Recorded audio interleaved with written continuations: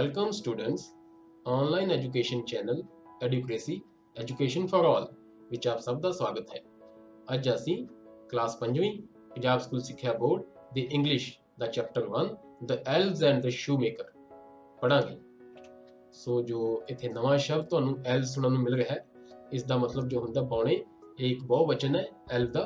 ਸੋ else ਦਾ ਮਤਲਬ ਹੁੰਦਾ ਬੌਣੇ ਤੇ ਸ਼ੂਮੇਕਰ ਦਾ ਮਤਲਬ ਹੁੰਦਾ ਜੁੱਤੀਆਂ ਬਣਾਉਣ ਵਾਲਾ। ਤੇ ਕਈ ਵਾਰ ਅਸੀਂ ਦੇਖਿਆ ਕਿ ਸ਼ੂਮੇਕਰ ਦਾ ਜੋ ਪੰਜਾਬੀ ਅਨੁਵਾਦ ਹੈ ਉਹ ਮੋਚੀ ਵੀ ਕੀਤਾ ਜਾਂਦਾ ਹੈ, परंतु मोची का जो अंग्रेजी वर्ड है वो कॉबलर है। इस करके शूमेकर ਨੂੰ ਅਸੀਂ इस लैसन के दौरान जुत्तियां बनाने वाला ही पढ़ांगे। उद्देश्य ऑब्जेक्टिव का की मतलब है उद्देश्य। ये सारे लैसन के दौरान बच्चिओ, क्योंकि तुहाडी 5वीं क्लास है, तुसीं हजे अंग्रेजी शुरू ही की है, सो हर एक वर्ड का हर एक सेंटेंस का तुहानूं पंजाबी मतलब बना के दस्सिया गया है। इसनूं तुसीं बहुत ही ध्यान नाल पढ़ना है ਤਾਂ ਜੋ ਤੁਹਾਡੀ ਵੋਕੈਬਲਰੀ, ਤੁਹਾਡੀ ਸ਼ਬਦਾਵਲੀ ਵਿੱਚ ਵਾਧਾ ਹੋ ਜਾਵੇ ਅਤੇ ਆਉਣ ਵਾਲੇ ਸਮੇਂ ਵਿੱਚ ਤੁਹਾਨੂੰ ਅੰਗਰੇਜ਼ੀ ਪੜ੍ਹਨ ਸਮਝਣ ਵਿੱਚ ਕੋਈ ਦਿੱਕਤ ਨਾ ਆਵੇ। ਸੋ ਆਓ ਅੱਗੇ ਵਧਦੇ ਹਾਂ। To offer new vocabulary and to develop reading and comprehension skills. So ਇਸ ਪੂਰੀ ਲਾਈਨ ਦੀ ਸੈਂਟੈਂਸ ਦਾ ਜੋ ਪੰਜਾਬੀ ਬਣਿਆ, ਨਵੀਂ ਸ਼ਬਦਾਵਲੀ, ਵੋਕੈਬਲਰੀ ਦਾ ਮਤਲਬ ਹੁੰਦਾ ਸ਼ਬਦਾਵਲੀ ਦੀ ਪੇਸ਼ਕਸ਼ ਕਰਨ, ਪੜ੍ਹਨ ਅਤੇ ਸਮਝਣ ਦੇ ਹੁਨਰ ਸਕਿੱਲਸ ਦੀ ਪੰਜਾਬੀ ਹੁੰਦੀ ਹੈ ਹੁਨਰ ਨੂੰ ਵਿਕਸਿਤ ਕਰਨ ਲਈ। ਵਿਕਸਿਤ ਕਰਨ ਦੀ ਇੰਗਲਿਸ਼ ਕੀ ਬਣਦੀ ਹੈ? ਡਿਵੈਲਪ। ਰੀਡਿੰਗ ਪੜ੍ਹਨ, ਠੀਕ ਹੈ। ਸੋ ਨਿਊ ਵਰਡਸ, ਜੋ ਨਵੇਂ ਸ਼ਬਦ ਤੁਹਾਨੂੰ ਇਸ ਲੈਸਨ ਵਿੱਚ ਪੜ੍ਹਨ ਨੂੰ ਮਿਲਣਗੇ ਉਹ ਕੁਝ ਇਸ ਤਰ੍ਹਾਂ ਨੇ। ਸ਼ੂਮੇਕਰ ਜੁੱਤੀ ਨਿਰਮਾਤਾ ਜਾਂ ਜੁੱਤੀ ਬਣਾਉਣ ਵਾਲਾ। ਐਲਵਸ ਬੌਣੇ, ਜੋ ਕਿ ਕੱਦ ਵਿੱਚ ਬਹੁਤ ਛੋਟੇ ਪ੍ਰਾਣੀ, ਮਨੁੱਖ, ਇਨਸਾਨ, ਉਹ ਹੁੰਦੇ ਇਨਸਾਨ ਹੀ ਨੇ ਪਰੰਤੂ ਕੱਦ ਵਿੱਚ ਬਹੁਤ ਛੋਟੇ ਹੁੰਦੇ ਨੇ। ਜਾਂ ਪਰੀ ਕਹਾਣੀਆਂ ਦੇ ਬੌਣੇ ਜੀਵ। ਸੋ ਇਹ ਜੋ ਜ਼ਿਆਦਾਤਰ ਜੋ ਇਹ ਕਿਰਦਾਰ ਹੈ, ਜੋ ਇਹ ਕਰੈਕਟਰ ਹੈ, ਇਹ ਪਰੀ ਕਹਾਣੀਆਂ ਵਿੱਚ ਪਾਇਆ ਜਾਂਦਾ ਹੈ। ਪੇਅਰ ਦਾ ਮਤਲਬ ਹੁੰਦਾ ਜੋੜਾ। ਜਦੋਂ ਆਪਾਂ ਕਹਿੰਦੇ ਆ I want to buy a pair of shoes, so ਮੈਂ ਜੋ ਇੱਕ ਜੁੱਤੀਆਂ ਦਾ ਜੋੜਾ ਖਰੀਦਣਾ ਚਾਹਤਾ ਹਾਂ। ਸੋ ਜੋੜਾ। ਮਾਸਟਰਪੀਸ ਹੁੰਦਾ ਹੈ ਜਦੋਂ ਕੋਈ ਚੀਜ਼ ਬਹੁਤ ਹੀ ਵਧੀਆ ਹੋਵੇ ਤਾਂ ਉਸਨੂੰ ਮਾਸਟਰਪੀਸ ਕਿਹਾ ਜਾਂਦਾ ਹੈ। ਸੋ ਵਧੀਆ ਕੰਮ। ਸਕਿੱਲਫੁਲੀ ਹੁੰਦਾ ਹੈ ਕੁਸ਼ਲਤਾ ਨਾਲ।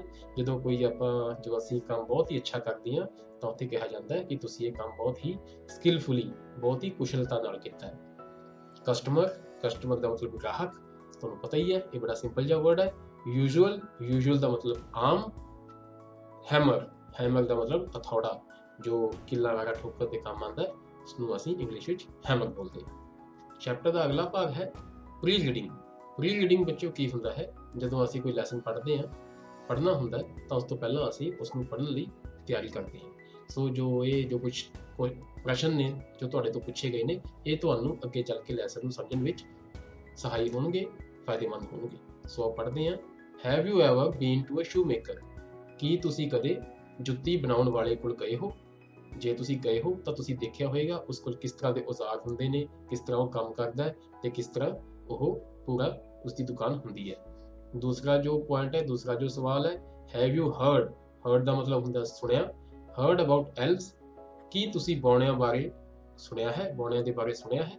ਬੌਣੇ ਕੀ ਹੁੰਦੇ ਨੇ? ਕੁਝ ਇਸ ਤਰ੍ਹਾਂ ਦਿਖਦੇ ਨੇ। ਇੱਕ ਜੋ ਤਸਵੀਰ ਹੈ ਇਹ ਲਿੱਤੀ ਗਈ ਹੈ ਤੁਹਾਡੇ ਵਾਸਤੇ। ਇਹ ਜੋ ਬੌਣੇ ਨੇ ਇਹ ਇੱਕ ਪਰੀ ਕਥਾਵਾਂ ਦਾ ਕਿਰਦਾਰ ਹੈ, ਉਹਨਾਂ ਵਿੱਚ ਇਹ ਬਹੁਤ ਹੀ ਪਾਏ ਜਾਂਦੇ ਨੇ। ਸੋ ਜੋ ਤੀਜਾ ਸਵਾਲ ਹੈ, do you like wearing new shoes? ਕੀ ਤੁਹਾਨੂੰ ਨਵੇਂ ਜੁੱਤੇ ਪਾਉਣਾ ਪਸੰਦ ਹੈ? ਸੋ ਨਵੇਂ ਜੁੱਤੇ ਪਾਉਣਾ ਕਿਸ ਨੂੰ ਪਸੰਦ ਨਹੀਂ ਹੈ? ਸੋ ਇਹ ਜੋ ਕਹਾਣੀ ਹੈ ਇਹ ਤਿੰਨਾਂ ਜੋ ਸਵਾਲਾਂ ਦੇ ਦਰਮਿਆਨ ਹੀ ਘੁੰਮਦੀ ਹੈ। ਸੋ ਅੱਗੇ ਵਧਦੇ ਹਾਂ ਬੱਚਿਓ। ਸੋ ਇਹ ਲੈਸਨ ਜੋ ਹੈ ਇਸਨੂੰ ਇੱਕ ਲਾਈਨ ਕਰਕੇ ਇਸ ਦੀ ਪੰਜਾਬੀ ਬਣਾਈ ਗਈ ਹੈ, ਪਰੰਤੂ ਤੁਹਾਡੀ ਕਿਤਾਬ ਵਿੱਚ ਇਹ ਪੈਰਾਗ੍ਰਾਫ ਵਿੱਚ ਹੈ। ਸੋ ਇਸ ਕਰਕੇ ਕਨਫਿਊਜ਼ ਨਹੀਂ ਹੋਣਾ। ਇਹ ਤੁਹਾਡੀ ਸਹੂਲਤ ਵਾਸਤੇ ਕੱਲੀ ਲਾਈਨ ਨੂੰ ਪੰਜਾਬੀ ਬਣਾ ਕੇ ਦੱਸਿਆ ਗਿਆ ਤਾਂ ਜੋ ਤੁਹਾਨੂੰ ਇਸ ਲੈਸਨ ਦਾ ਇੱਕ ਅੱਖਰ, ਇੱਕ ਵਰਡ ਸਮਝ ਆ ਜਾਵੇ। Once there was a shoemaker. ਇੱਕ ਵਾਰ ਇੱਕ ਜੁੱਤੀਆਂ ਬਣਾਉਣ ਵਾਲਾ ਸੀ। ਸ਼ੂਮੇਕਰ ਜੁੱਤੀਆਂ ਬਣਾਉਣ ਵਾਲਾ। He became so poor. ਉਹ ਇੰਨਾ ਗਰੀਬ ਹੋ ਗਿਆ that he had nothing left ਦਾ ਮਤਲਬ ਬਚਣਾ, ਕਿ ਉਸ ਕੋਲ ਆਪਣਾ ਪਰਿਵਾਰ left to run his family but only enough leather ਦਾ ਮਤਲਬ ਕੀ ਹੁੰਦਾ? ਚਮੜਾ। For just one pair of shoes. So pair ਅਸੀਂ ਪਹਿਲਾਂ ਪੜ੍ਹਿਆ ਜੋੜਾ, ਸ਼ੂਜ਼ ਦਾ ਮਤਲਬ ਜੁੱਤੇ। ਉਹ ਇੰਨਾ ਗਰੀਬ ਹੋ ਗਿਆ ਕਿ ਉਸ ਕੋਲ ਆਪਣਾ ਪਰਿਵਾਰ ਚਲਾਉਣ ਲਈ ਕੁਝ ਵੀ ਨਹੀਂ ਬਚਿਆ। left ਬਚਿਆ। ਬਸ ਇੱਕ ਜੋੜੀ ਜੁੱਤੀਆਂ ਬਣਾਉਣ ਲਈ ਲੋੜੀਂਦਾ ਚਮੜਾ ਹੀ ਸੀ। ਉਸ ਕੋਲ ਹੋਰ ਕੁਝ ਵੀ ਨਹੀਂ ਸੀ, ਸਿਰਫ ਇੰਨਾ ਕੁ ਚਮੜਾ ਬਚਿਆ ਸੀ ਜਿਸ ਨਾਲ ਕਿ ਇੱਕ ਜੋੜਾ ਜੁੱਤੀਆਂ ਦਾ ਬਣ ਸਕਦਾ ਸੀ। ਭਾਵ ਕਿ ਇਸ ਤੋਂ ਤੁਸੀਂ ਉਸ ਦੀ ਗਰੀਬੀ ਦਾ ਅੰਦਾਜ਼ਾ ਲਗਾ ਸਕਦੇ ਹੋ। ਸੋ in the evening he cut out the leather with great care to make the shoes। ਇਸ ਲਈ ਉਹ ਜੁੱਤੀਆਂ ਬਣਾਉਣ ਲਈ ਸ਼ਾਮ ਨੂੰ ਬੜੇ ਧਿਆਨ ਨਾਲ ਚਮੜਾ ਕੱਟਣ ਲੱਗਾ, ਕਿਉਂਕਿ ਉਸ ਕੋਲ ਇੱਕ ਹੀ ਜੁੱਤੀ ਦਾ ਚਮੜਾ ਸੀ। ਜੇ ਉਹ ਗਲਤ ਕੱਟ ਜਾਂਦਾ ਜਾਂ ਉਹ ਖਰਾਬ ਹੋ ਜਾਂਦਾ ਤਾਂ ਉਸ ਕੋਲ ਹੋਰ ਕੁਝ ਵੀ ਨਹੀਂ ਬਚਿਆ ਸੀ। ਇਸ ਕਾਰਨ ਉਹ ਚਮੜਾ ਬਹੁਤ ਹੀ ਧਿਆਨ ਨਾਲ ਕੱਟ ਰਿਹਾ ਸੀ। ਬਟ ਹੀ ਵਾਸ ਸੋ ਡਿਸਅਪੁਆਇੰਟਡ ਕੀ ਹੁੰਦਾ? ਨਿਰਾਸ਼। But he was so disappointed that he left his work on the table to finish in the morning। morning ਦਾ ਮਤਲਬ ਸਵੇਰ।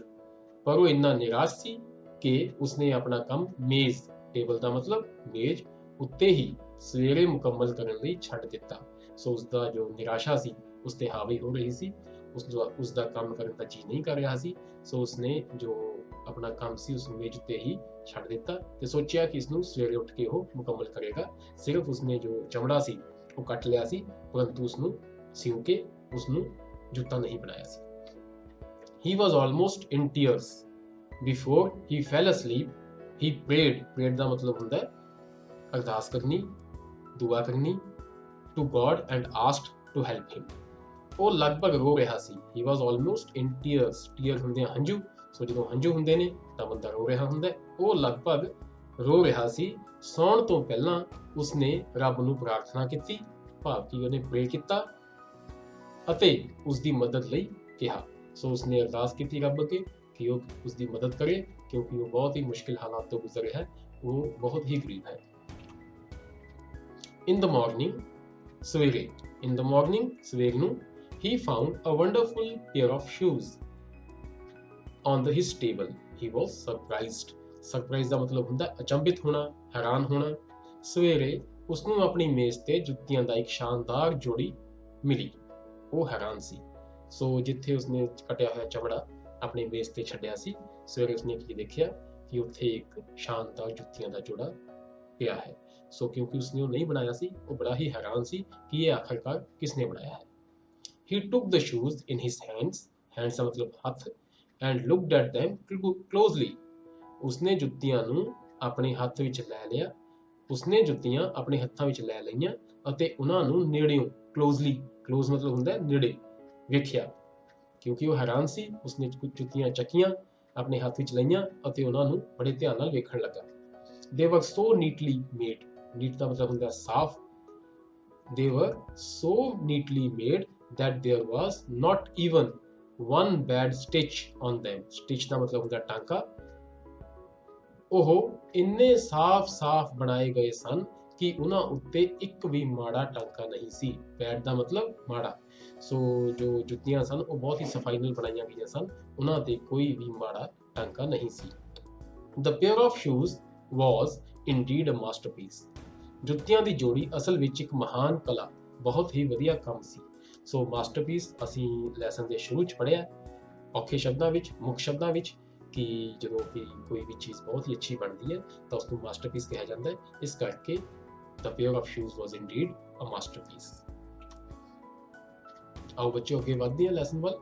Soon after a customer came into shop। ਥੋੜੀ ਦੇਰ ਬਾਅਦ ਇੱਕ ਗ੍ਰਾਹਕ ਦੁਕਾਨ ਵਿੱਚ ਆਇਆ। ਕਸਟਮਰ ਗ੍ਰਾਹਕ।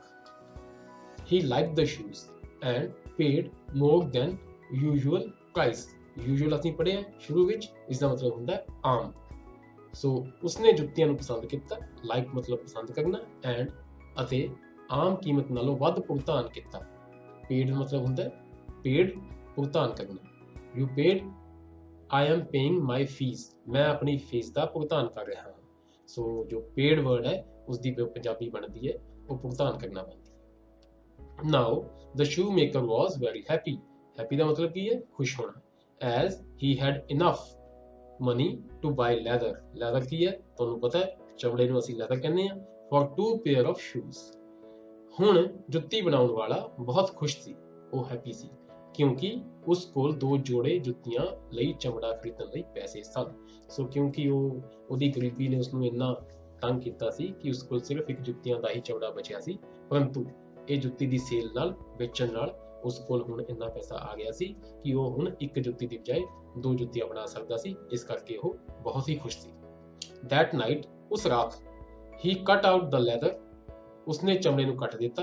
And the next morning, he found 2 pairs of beautifully finished shoes. ਉਸਨੇ ਸੁੰਦਰਤਾ ਨਾਲ ਤਿਆਰ ਜੁੱਤੀਆਂ ਦੇ 2 ਜੋੜੇ ਪਾਏ। ਸੋ ਜਿਸ ਤਰ੍ਹਾਂ ਕਿ ਪਹਿਲੇ ਦਿਨ ਉਹ ਆਪਣੀ ਥਕਾਵਟ ਕਾਰਨ ਲੈਦਰ ਨੂੰ ਕੱਟ ਕੇ ਆਪਣੀ ਨਿਰਾਸ਼ਾ ਕਾਰਨ ਸੋ ਗਿਆ ਸੀ ਤੇ ਸਵੇਰੇ ਉਸਨੂੰ ਜੁੱਤੀਆਂ ਦਾ ਇੱਕ ਜੋੜਾ ਮਿਲਿਆ ਸੀ। ਇਸ ਵਾਰ ਉਸਨੇ ਜਦੋਂ 2 ਜੁੱਤੀਆਂ ਦਾ ਚਮੜਾ ਕੱਟ ਕੇ ਮੇਜ਼ ਤੇ ਛੱਡਿਆ ਤਾਂ ਸਵੇਰੇ ਉਸਨੂੰ ਕੀ ਮਿਲਿਆ? 2 ਜੁੱਤੀਆਂ ਦੇ ਜੋੜੇ ਜੋ ਕਿ ਬਹੁਤ ਹੀ ਸੁੰਦਰਤਾ ਨਾਲ ਬਣਾਏ ਹੋਏ ਸਨ। This continued for many nights. ਇਹ ਕਈ ਰਾਤਾਂ ਚੱਲਦਾ ਰਿਹਾ। ਸੋ ਇਹ ਜੋ ਕਿਰਿਆ ਸੀ, ਜੋ ਉਹਦਾ ਚਮੜਾ ਕੱਟ ਕੇ ਛੱਡਣਾ ਅਤੇ ਸਵੇਰੇ ਉਸਨੂੰ ਜੁੱਤੀਆਂ ਦਾ ਮਿਲਣਾ, ਕਈ ਰਾਤਾਂ ਲਈ ਉਹ ਚੱਲਦਾ ਰਿਹਾ। Any leather that he cut out in the evening, evening ਦਾ ਮਤਲਬ ਸ਼ਾਮ, was beautifully finished by the morning. ਕੋਈ ਵੀ ਚਮੜਾ ਜੋ ਉਹ ਸ਼ਾਮ ਨੂੰ ਕੱਟਦਾ, ਸਵੇਰੇ ਸੁੰਦਰਤਾ ਨਾਲ ਤਿਆਰ ਕੀਤਾ ਜਾਂਦਾ। ਸੋ ਕੋਈ ਵੀ ਚਮੜਾ ਜਦੋਂ ਉਹ ਸ਼ਾਮ ਨੂੰ ਕੱਟ ਕੇ ਛੱਡਦਾ ਤਾਂ ਸਵੇਰੇ ਉਸਨੂੰ ਕੀ ਮਿਲਦਾ? ਸਵੇਰੇ ਉਹ ਜੁੱਤੀਆਂ ਵਿੱਚ ਤਬਦੀਲ ਹੋ ਕੇ ਉਸਨੂੰ ਸਵੇਰੇ ਆਪਣੀ ਮੇਜ਼ ਤੇ ਮਿਲਦਾ। Soon the shoemaker became rich. ਕਿਉਂਕਿ ਜੋ ਜੁੱਤੀਆਂ ਸਨ ਉਹ ਬਹੁਤ ਹੀ ਸਾਫ਼ ਸੁਥਰੀਆਂ ਤੇ ਵਧੀਆ ਬਣਾਈਆਂ ਹੁੰਦੀਆਂ ਸਨ ਅਤੇ ਨਾਲ ਹੀ ਉਹ ਹੁਣ ਜ਼ਿਆਦਾ ਜੁੱਤੀਆਂ ਬਣਾ ਰਿਹਾ ਸੀ। ਇਸ ਕਾਰਨ ਕੀ ਹੋਇਆ? The shoemaker became rich. Rich ਦਾ ਮਤਲਬ ਕੀ ਹੁੰਦਾ? ਅਮੀਰ।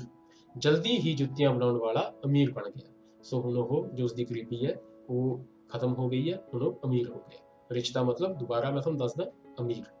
One evening, ਇੱਕ ਸ਼ਾਮ, the man said to the wife. Wife ਦਾ ਮਤਲਬ ਕੀ ਹੁੰਦਾ? ਪਤਨੀ। Let us stay up tonight to see who is helping us. Tonight ਦਾ ਮਤਲਬ ਹੁੰਦਾ ਰਾਤ ਨੂੰ। ਇੱਕ ਸ਼ਾਮ ਆਦਮੀ, ਕਿਹੜੇ ਆਦਮੀ ਨੇ? ਜੁੱਤੀਆਂ ਬਣਾਉਣ ਵਾਲੇ ਨੇ ਆਪਣੀ ਪਤਨੀ ਨੂੰ ਕਿਹਾ, to his wife, ਆਓ ਅੱਜ ਰਾਤ ਇਹ ਵੇਖਣ ਲਈ ਰੁਕੀਏ, stay ਰੁਕਣਾ, ਕਿ ਸਾਡੀ ਸਹਾਇਤਾ ਕੌਣ ਕਰ ਰਿਹਾ ਹੈ। ਸੋ ਜਦੋਂ ਕਾਫੀ ਦਿਨ ਇਸ ਤਰ੍ਹਾਂ ਬੀਤ ਗਏ ਤਾਂ ਇੱਕ ਦਿਨ ਆਦਮੀ ਨੇ, ਜੁੱਤੀਆਂ ਬਣਾਉਣ ਵਾਲੇ ਆਦਮੀ ਨੇ ਆਪਣੀ ਪਤਨੀ ਨੂੰ ਕਿਹਾ ਕਿ ਚਲੋ ਅੱਜ ਰਾਤ ਨੂੰ ਅਸੀਂ ਸੌਂਦੇ ਨਹੀਂ ਤੇ ਦੇਖਣ ਦੀ ਕੋਸ਼ਿਸ਼ ਕਰਦੇ ਹਾਂ ਕਿ ਆਖਰਕਾਰ ਰਾਤ ਨੂੰ ਕੌਣ ਆਉਂਦਾ ਹੈ ਤੇ ਜਿਹੜਾ ਕਿ ਸਾਡੇ ਵਾਸਤੇ ਜੁੱਤੀਆਂ ਬਣਾ ਕੇ ਚਲਾ ਜਾਂਦਾ ਹੈ, ਸਾਡੀ ਸਹਾਇਤਾ ਜੋ ਕਰ ਰਿਹਾ ਹੈ।